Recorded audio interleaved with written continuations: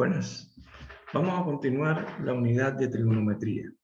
En la primera parte definimos las razones trigonométricas en un triángulo rectángulo.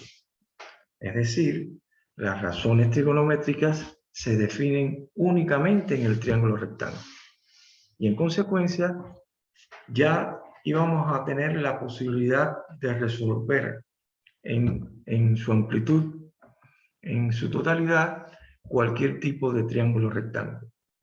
Nosotros habíamos visto el grupo de teoremas de Pitágoras y en ese grupo de teoremas, siempre se relacionaban segmentos, longitudes, es decir, lados del triángulo rectángulo. Eran catetos, hipotenusa, altura relativa a la hipotenusa,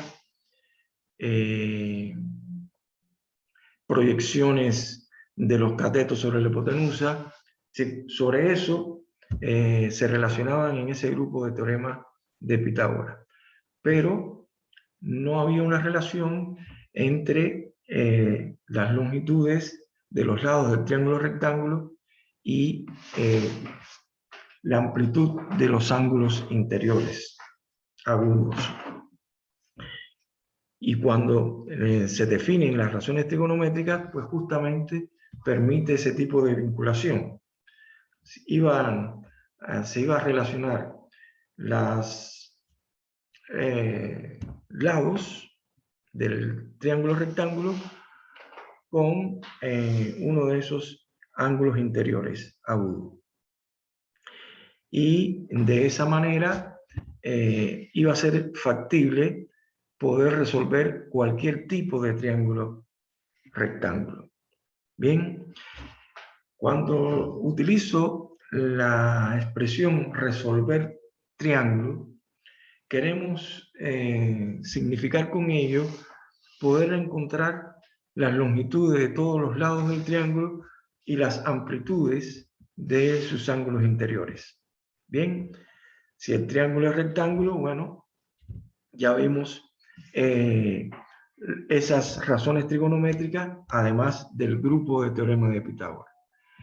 Vamos a recordar algunos elementos que dimos en esas clases anteriores para poder abordar lo que sería la resolución de triángulos no rectángulos.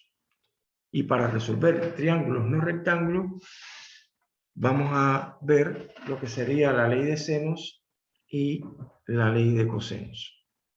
Pero recordemos el teorema del ángulo inscrito.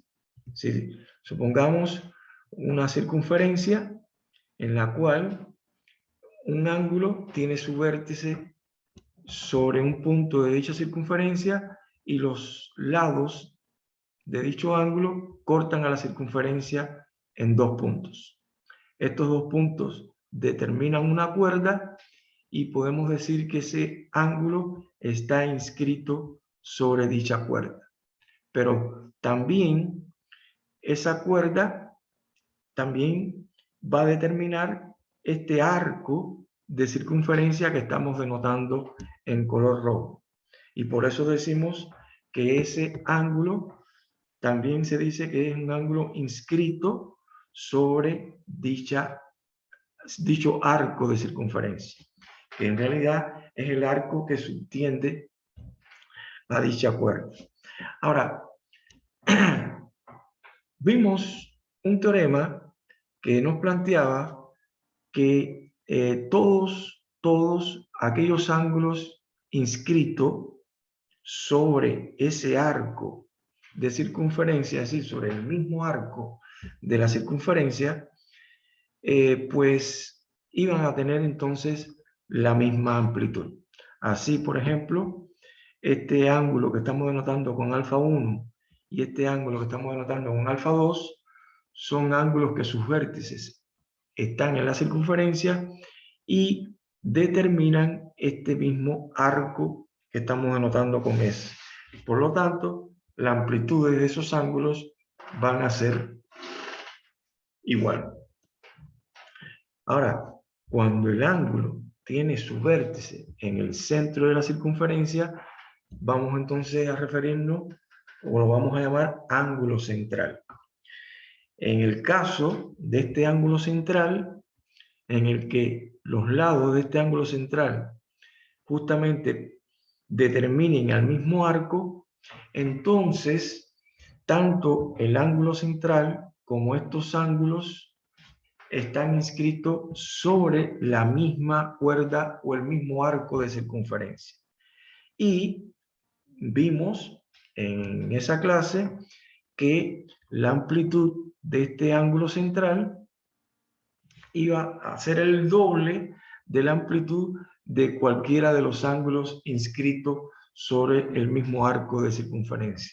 O también podríamos decir que la amplitud de cualquiera de estos ángulos que estaban inscritos sobre este arco va a ser la mitad de la amplitud del ángulo central que también está inscrito sobre dicho arco de circunferencia.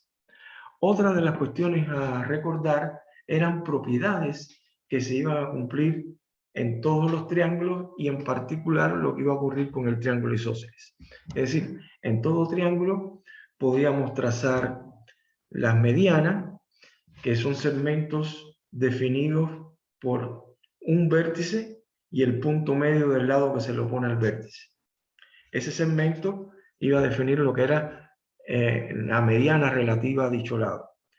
Bueno, las tres medianas que se trazaban a cada uno de los lados se iban a cortar en un mismo punto.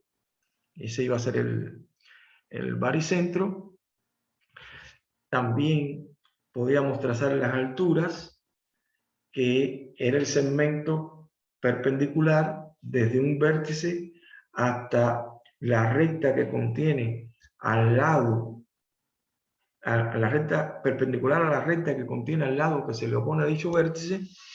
Ese segmento iba a definir lo que era la altura relativa a dicho lado, y vimos que las tres alturas de un triángulo se iban a cortar en un mismo punto, y ese punto era el ortocentro. Podríamos trazar por cada lado una mediatriz, y las tres mediatrices se cortan en un mismo punto, ese era el circuncentro, y podíamos trazar las tres bisectrices, y las tres bisectrices se iban a intersectar en un mismo punto, que ese iba a ser el incentro. En el caso particular del triángulo isósceles, consideremos, por ejemplo, que estos dos lados son iguales, y este tercer lado sería el lado base. Bueno, se iba a cumplir que cuando usted trazaba la mediana a ese lado base, esa mediana iba a coincidir con la altura relativa a ese lado base del triángulo. Y si usted trazaba la mediatriz relativa a este lado base, esa recta mediatriz iba a contener tanto a la mediana como a la altura relativa a dicho lado. Y además, esa recta iba a contener a su vez a la bisectriz de este ángulo principal. Y por lo tanto, al contener a la bisectriz, esta recta también estaría bisecando este ángulo principal en dos ángulos de igual amplitud. Bien. Y por último, las razones trigonométricas que habíamos definido en el triángulo rectángulo eran, por ejemplo, el seno de este ángulo agudo se definía como la razón entre la longitud del cateto que se le opone al ángulo sobre la longitud de la hipotenusa. Recuerden que la hipotenusa es el lado del triángulo que se le opone al ángulo recto. En el caso del coseno de este ángulo, es la razón entre la longitud del cateto adyacente a este ángulo sobre la longitud de la hipotenusa. Y la tangente de ese mismo ángulo se define como la razón entre la longitud del cateto que se le opone al ángulo sobre la longitud del cateto adyacente al ángulo. Definimos también los recíprocos de esas razones la cosecante, la secante y la cotangente, pero bastaba que usted prestara la atención en estas tres razones fundamentales. En ella, obsérvese que siempre se involucran, en este caso, tres elementos de un triángulo. Bien, un ángulo y dos lados. El ángulo alfa y un cateto y la hipotenusa. El ángulo alfa, el otro cateto y la hipotenusa. El ángulo alfa y los dos catetos. Bien, siempre se involucran tres elementos. Entonces, en estas relaciones que podemos considerar ecuaciones, siempre que usted conozca de estos tres elementos que se involucran, conozcan dos, usted va a poder determinar el tercer elemento. Bien, para ello debe siempre conocer dos para poder determinar el tercer elemento. Bien, ahora, ¿cuáles son los dos? Pudieran ser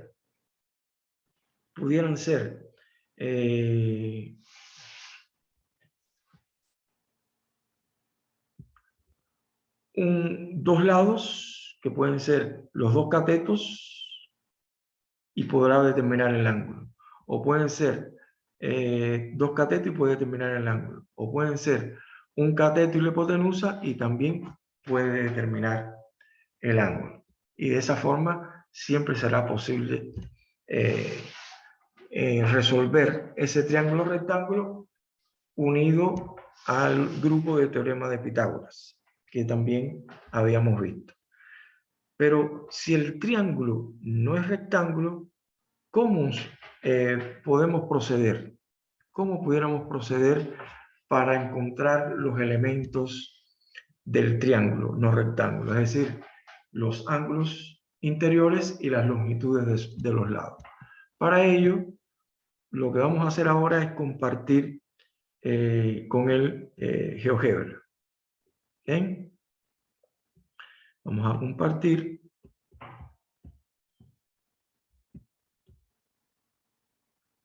Acá.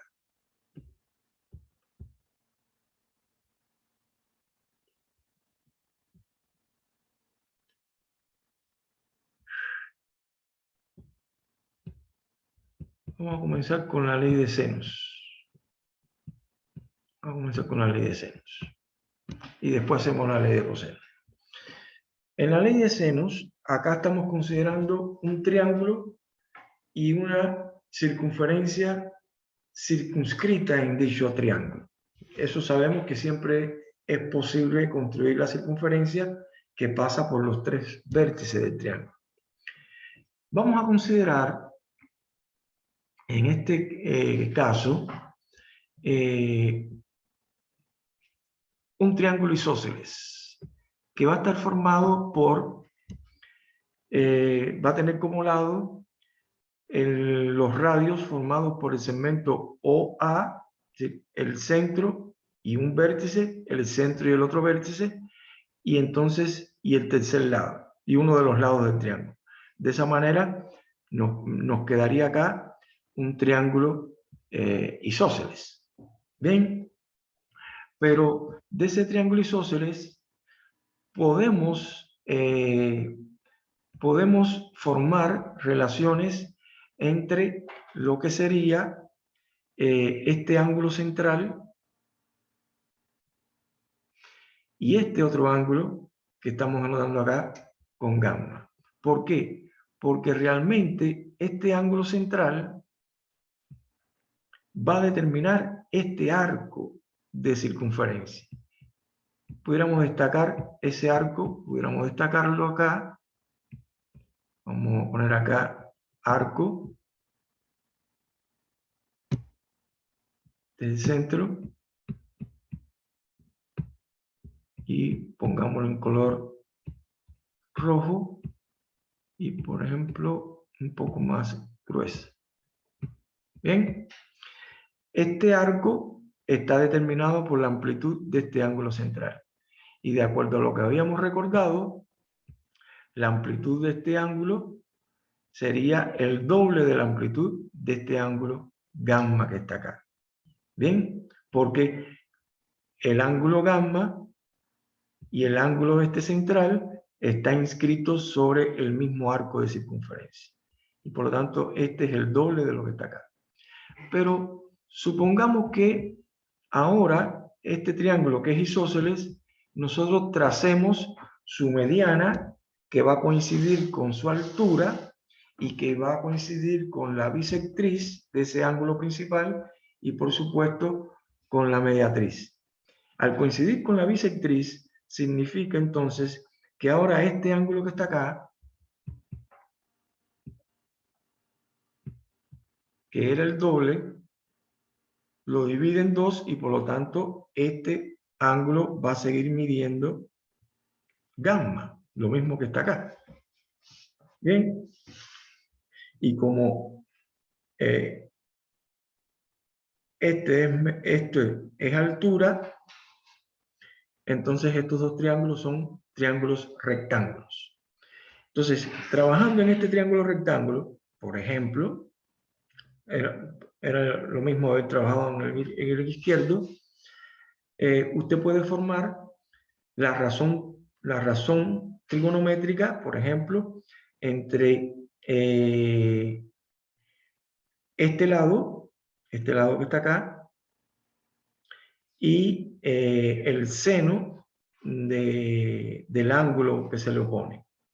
Entonces, el seno se involucra a este cateto, a la hipotenusa y este ángulo que está acá. Es decir, el seno de gamma tendrá que ser igual a la razón entre la longitud de este lado que se le opone a este ángulo sobre la longitud de la hipotenusa, que sería el radio. Ahora, este lado que está acá, como este triángulo dijimos que era isósceles, y este lado mide C, al trazar la mediana, pues me va a dividir, va a pasar justamente por el punto medio y por lo tanto este cateto va a medir C sobre 2. Luego, es posible entonces formar esa razón del seno de este ángulo alfa y eso va a ser igual al cateto que se le opone, es C sobre 2, dividido entre la hipotenusa de este triángulo rectángulo. Acá simplemente podemos acomodar, digamos, este radio que está acá en el denominador. Usted lo puede multiplicar en ambos miembros, quedaría en el miembro de izquierdo radio, multiplicando al seno, y después dividir en ambos miembros por el seno de gamma, y le quedaría entonces el C, y si acá el radio estaría multiplicando, y el seno usted lo colocaría dividiendo. Entonces quedaría C sobre seno de gamma igual a 2R. ¿Por qué este 2R? Es porque como acá realmente es C sobre 2 sobre R, es como que usted tenga acá C sobre 2R. Por lo tanto, lo que quedaría aquí sería 2R en ese despeje. Es decir, en ese despeje lo que quisimos fue formar la razón entre C y el seno del ángulo que se le opone a C. Pero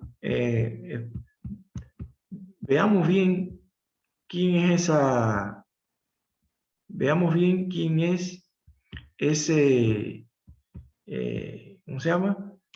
Esa razón que se está definiendo ahí. Es decir, nosotros lo que estamos diciendo aquí es simplemente, mírese, forme la razón entre la longitud de este lado C entre el seno del ángulo que se le opone a este lado. Y esa razón nos está dando esta constante, 2R, 2 veces el radio, que en definitiva 2 veces el radio, en definitiva coincide con el diámetro de la circunferencia que circunscribe justamente a dicho triángulo. Entonces, el análisis podríamos haberlo hecho con este lado A, podemos dividir entre el seno de este ángulo que se le opone.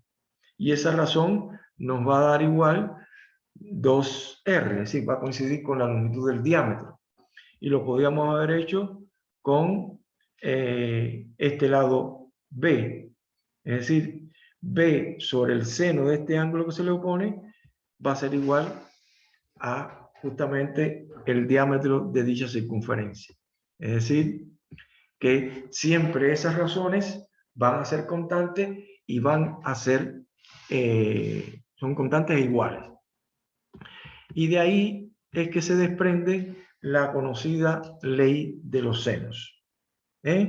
Divídase la longitud del lado, de un lado del triángulo, entre el seno del ángulo que se le opone a dicho lado. Esa razón se va a mantener constante si usted la forma entre el otro lado y el seno del ángulo que se le opone, o el tercer lado y el seno del ángulo que se le opone. Bien, y eso coincide con la longitud del diámetro de la circunferencia. ¿Pero de qué circunferencia? De aquella circunferencia que circunscribe a dicho triángulo. Ahora, en esta relación aparecen involucrados, vamos a decir, tres lados y tres ángulos interiores. Bien, que siempre que usted conozca, cuando usted analice, vamos a decir, vamos a trabajar con esta relación, esta proporción. Acá, cuando usted forma la proporción entre esta igualdad entre estas dos razones, aparecen 4 elementos involucrados. Si de los 4 elementos involucrados usted conoce 3, siempre será posible determinar el tercero. Siempre podrá determinar el tercero. Bien, simplemente por regla de 3. Suponiendo que conoce a, conoce el ángulo alfa, conoce el ángulo beta y el que no conoce es B. Bueno, por regla de 3, B será igual al producto de estos elementos que sí conoce cruzado a por el seno de beta sobre el seno de alfa. Y de esa forma puede hallar B.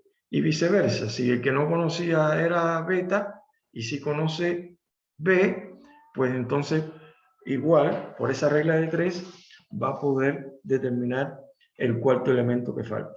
Pero, ¿qué es importante que tengan presente a la hora de hacer este tipo de planteamiento? Acá llamo la atención en el que, si bien yo estoy diciendo que hay que conocer 3 elementos para poder determinar el cuarto, ojo,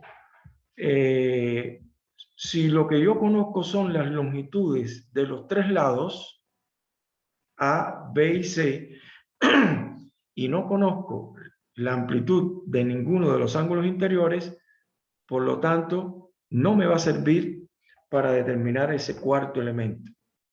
Bien, porque cuando usted forme la proporción, si supongamos que usted conoce A, B y C, y no conoce ni alfa, ni beta, ni gamma.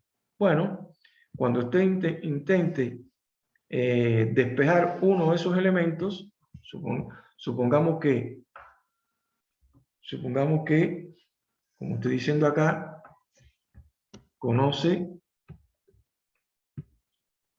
supongamos que conoce A, conoce B, conoce C.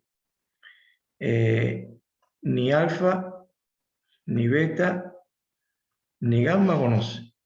Cuando usted intente trabajar acá con esta relación, intentando hallar el alfa, usted tendría, cuando vaya a despejar acá, le quedaría seno de alfa es igual a, multiplica en cruz, A por el seno de beta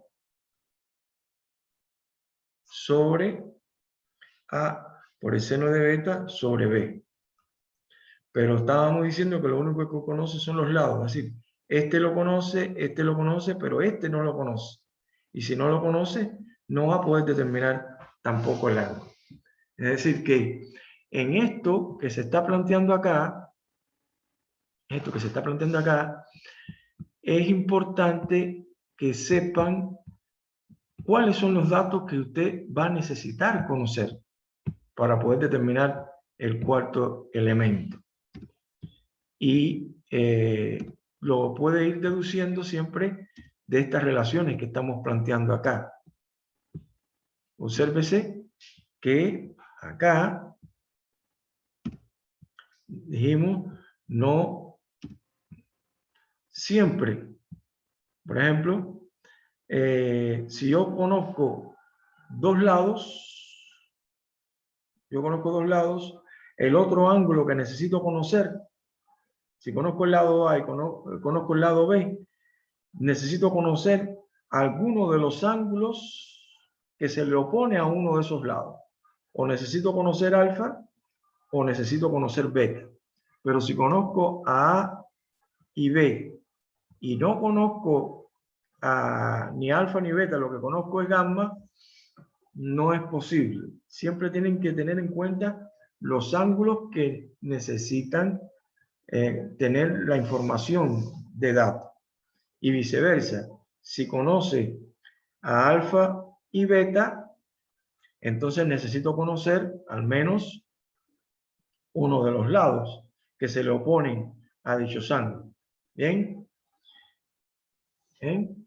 Es necesario, suponiendo que conocemos a alfa y beta y conocemos B. Bueno, si conocemos a alfa y beta y conocemos B, es posible despejar y hallar A y no va a haber ningún tipo de problema. Y por supuesto que si conoce a alfa y beta, por la suma de ángulos interiores va a poder determinar el ángulo gamma. Pero en eso es importante, no va a poder determinar, aplicar, no le va a ser de utilidad esta ley de senos si lo único que conoce son las longitudes de los tres lados. ¿Bien? En realidad, lo que necesita es, si conoce al menos dos de los lados, bueno, es necesario que conozca al menos un ángulo interior. ¿Pero qué ángulo interior va a necesitar? Aquel ángulo interior que se le opone a uno de esos dos lados que usted conoce. Y de esa forma usted va a poder determinar el cuarto elemento. ¿Ok? Y en sentido general, bueno, esto es para mostrarle de que esto se cumple siempre en cualquier triángulo. Cualquier triángulo usted ahí está variando la amplitud de los lados y en consecuencia la de los ángulos interiores, pero estas razones siempre van a ser igual a 8, que representa la longitud del diámetro de dicha circunferencia que circunscribe al triángulo. Por último, va a ser posible entonces pasar a definir la ley de cosenos. En el caso de la ley de cosenos, también va a involucrar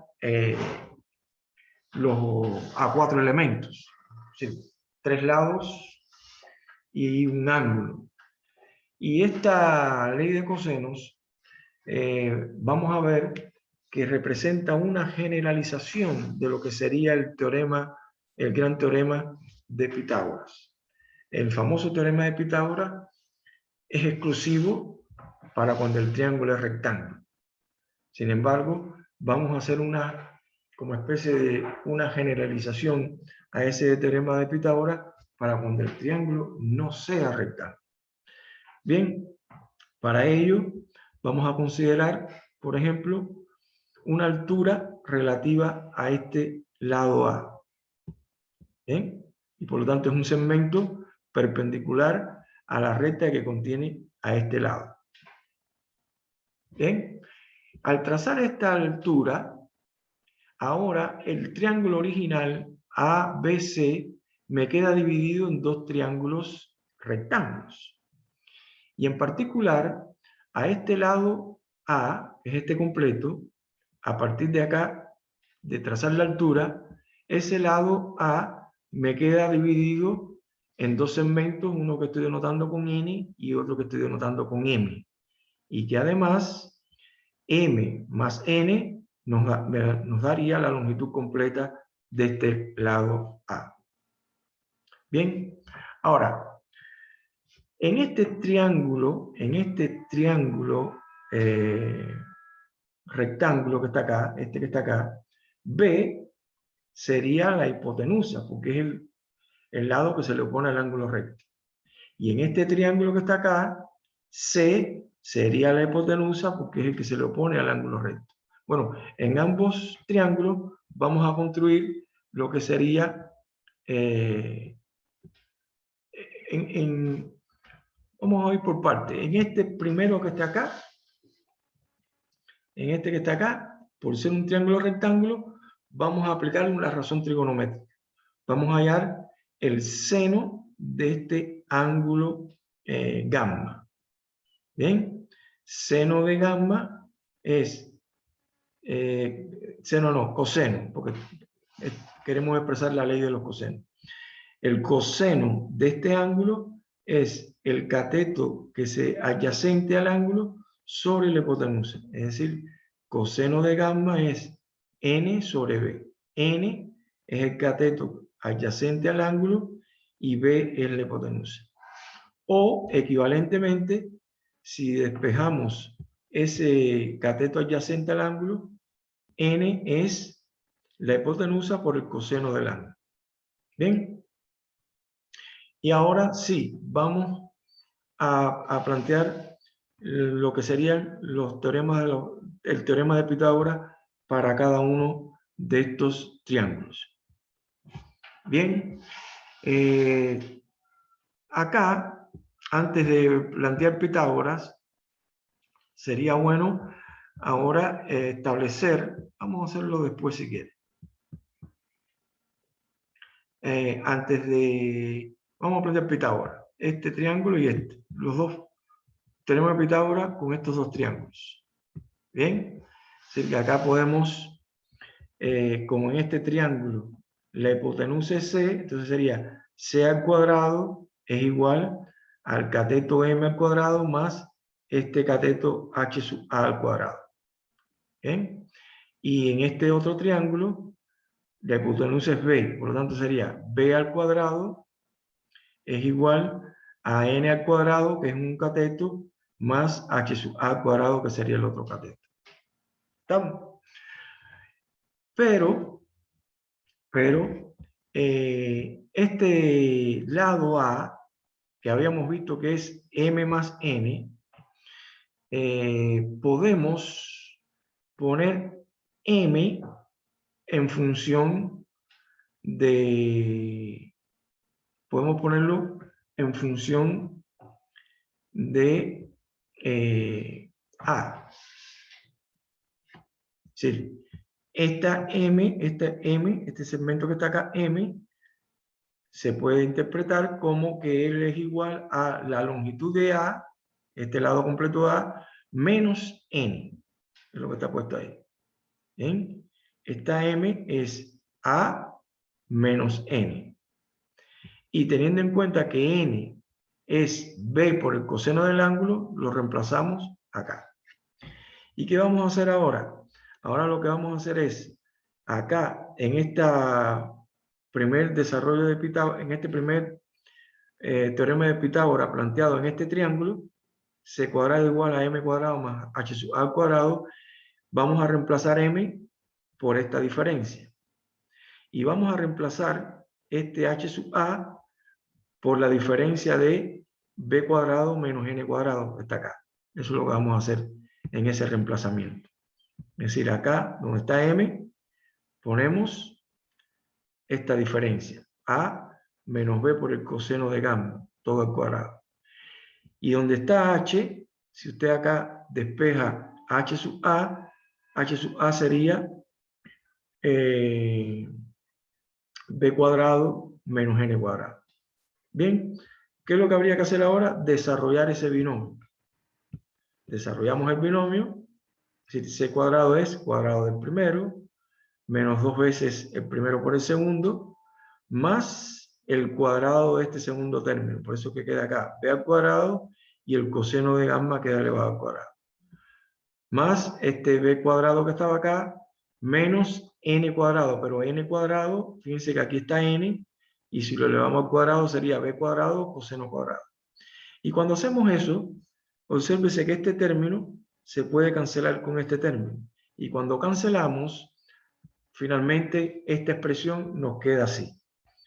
C al cuadrado, que es lo que nos va a interesar, la longitud de este lado al cuadrado es igual al cuadrado de A, que es este lado completo, más el cuadrado de B, menos 2 veces A por B, por el coseno del ángulo comprendido entre A y B. Pero para que se vea bien, apaguemos un poco estos elementos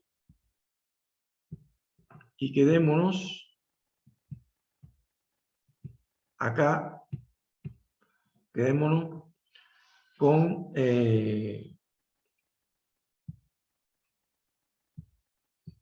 acá con este desarrollo que está acá, que es el que estamos planteando acá. ¿Qué nos está diciendo?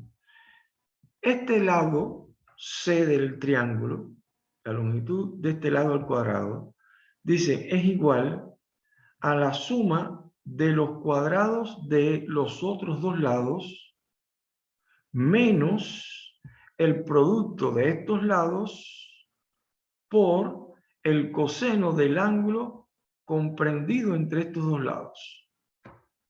Bien, supongamos que lo queremos repetir en lugar del lado C, que nosotros lo tomamos con el lado B.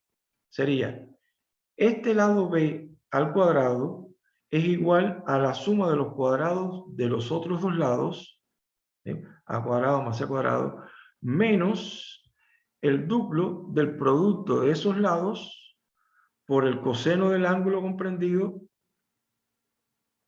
entre A y C. Acá está puesto mal, se invirtió, por el coseno del ángulo comprendido entre A y C. Es decir, en este caso, acá esto sería beta. En realidad este tiene que ser acá beta, que es el ángulo comprendido entre A y C.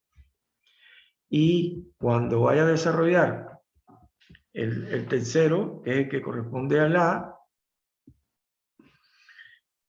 sería A al cuadrado es igual a la suma de los cuadrados de los otros dos lados, suma de los cuadrados de estos otros dos lados, de b al cuadrado más c al cuadrado, menos el duplo del producto de ellos por el coseno del ángulo comprendido entre ellos, que sería alfa. En este caso, aquí el ángulo es alfa. Estaba invertido ahí. Realmente quedaría así. Es decir, eso es lo que plantea la ley de cosenos. El coseno, es decir, el cuadrado de un lado es igual a la suma de los cuadrados de los otros dos lados menos 2 veces el producto de las longitudes de esos otros dos lados por el coseno del ángulo comprendido entre dichos lados.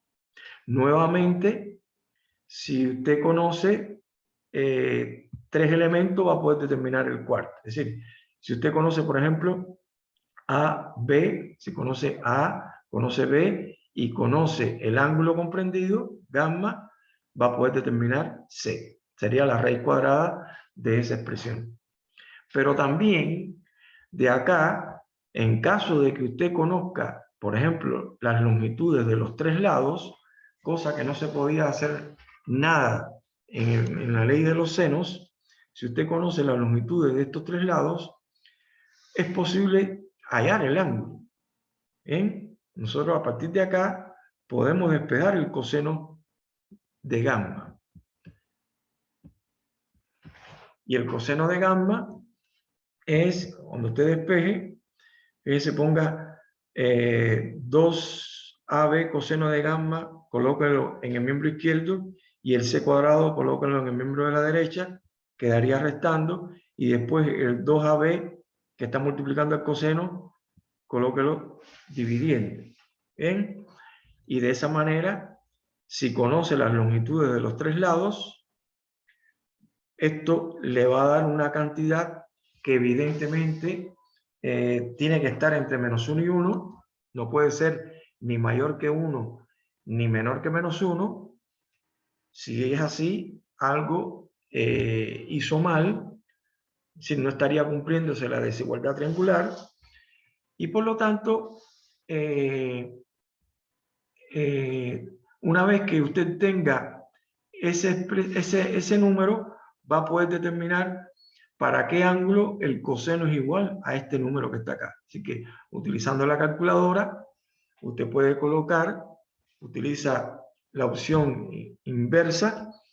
Generalmente la calculadora aparece con -1 y lo que hace es colocar ese número que fue a cuadrado más b cuadrado menos c cuadrado sobre el duplo de a por b, y eso le va a devolver justamente el ángulo.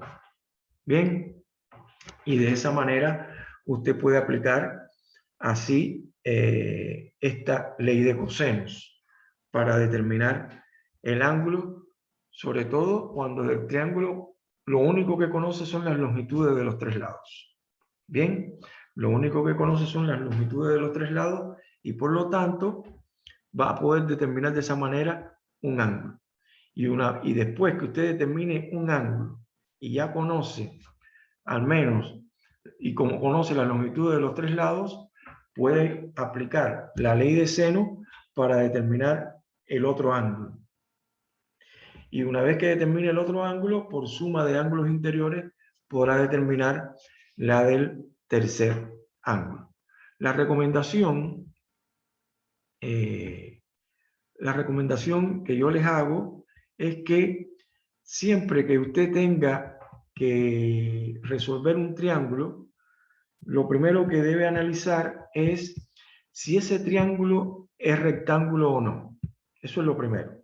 ¿El triángulo es rectángulo? ¿Sí o no? Si es rectángulo, entonces usted podrá aplicar todo lo relacionado con el triángulo rectángulo. Bien, todo lo relacionado con el triángulo rectángulo.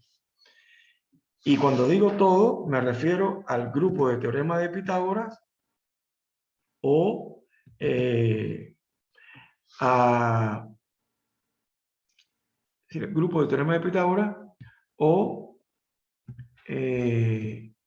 a las razones trigonométricas que usted puede plantear en ese triángulo rectángulo. El triángulo no es rectángulo. Bueno, entonces hay dos posibles leyes que le van a permitir encontrar los elementos que usted necesita de ese triángulo que no es rectángulo: la ley de senos o la ley de cosenos. Para poder aplicar la ley de senos, siempre de cuatro elementos que se van a involucrar, es decir, dos lados, dos triángulos, dos lados, dos ángulos, tenga en cuenta que si conoce dos lados, entonces el ángulo que va a necesitar, el tercer dato que va a necesitar, es el de un ángulo que se le oponga a alguno de esos lados que ya tenía como dato. Bien, que involucra a los otros dos lados que tenía como dato. Pero no puede ser al ángulo que involucra, que se le opone al lado que no tiene como dato. ¿Sí? Insisto, a ver, hagamos bien ese resumen acá.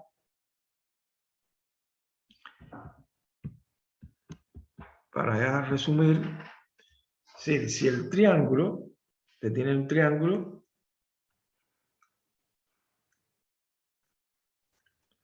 alfa, beta y gamma, lado A, lado B y lado C. Bien, datos. En la ley de senos,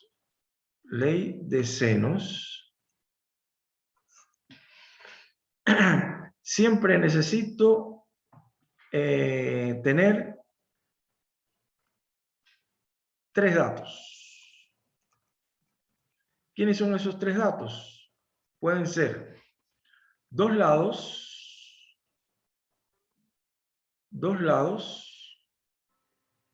cualquiera, A o B, A o C, B o C.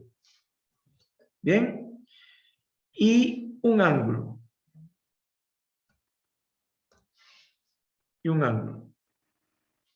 Bien, vamos a poner esto mejor así para que quepa de esta manera. ¿Qué es lo que voy a necesitar como datos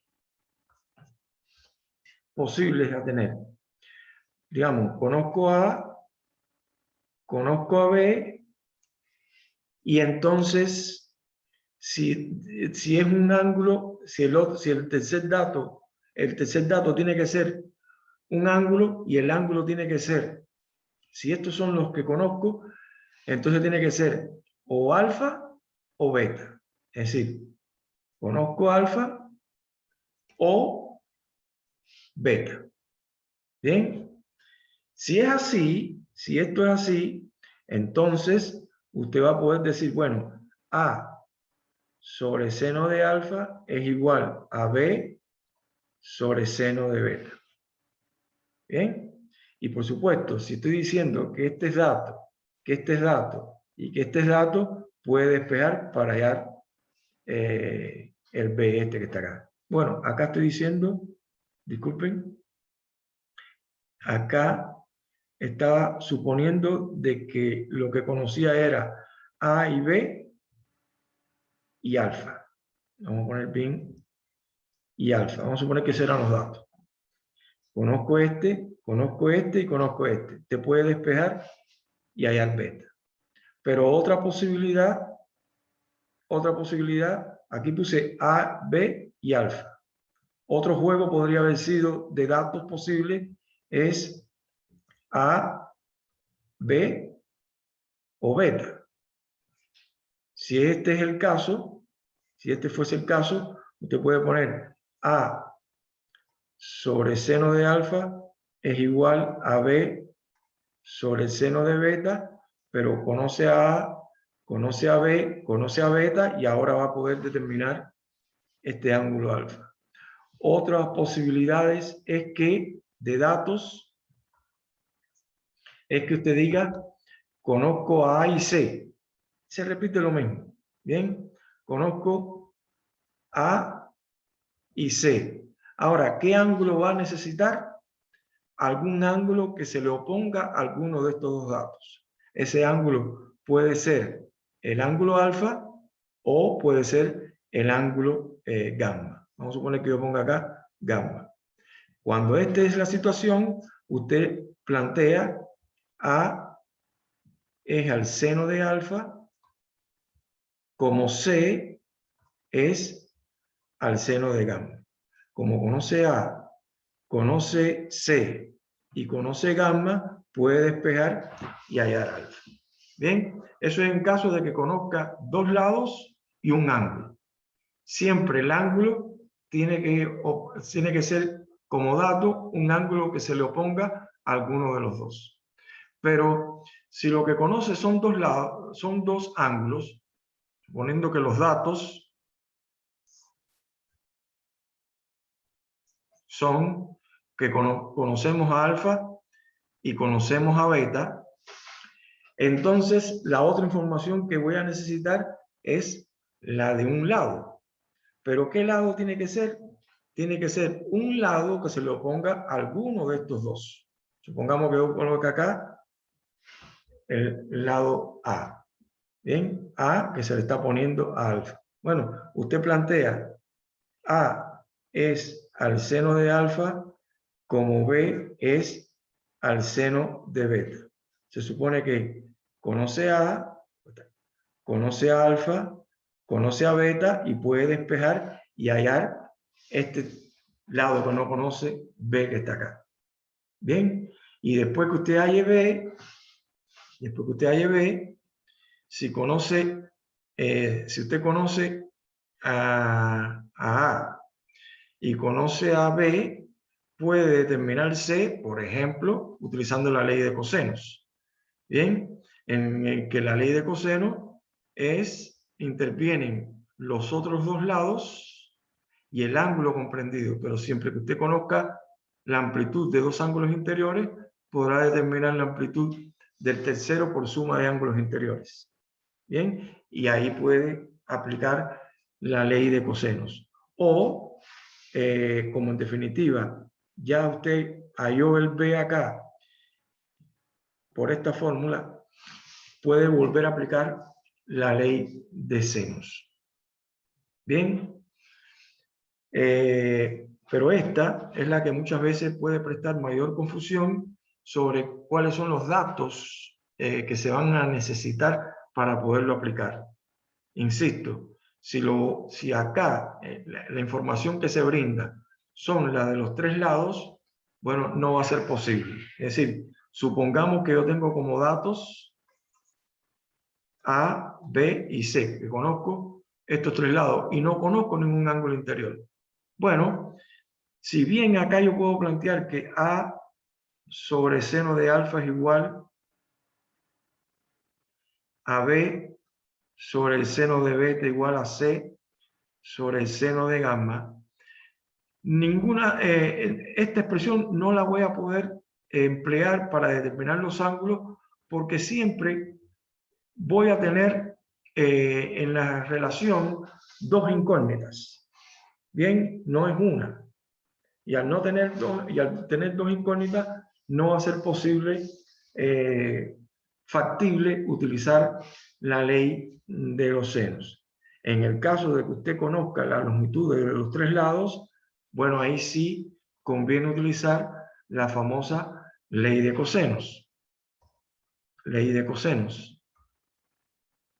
Y en el caso de la ley de cosenos, viendo acá alfa, beta, gamma, A, B y C, suponiendo que ahora lo que tenemos como datos es A, B y C, bueno, usted puede plantear la relación, por ejemplo, coseno de alfa es igual a la suma a cuadrado más b cuadrado, así estoy poniendo el de alfa, déjenme ponerlo bien, es el de alfa, acá.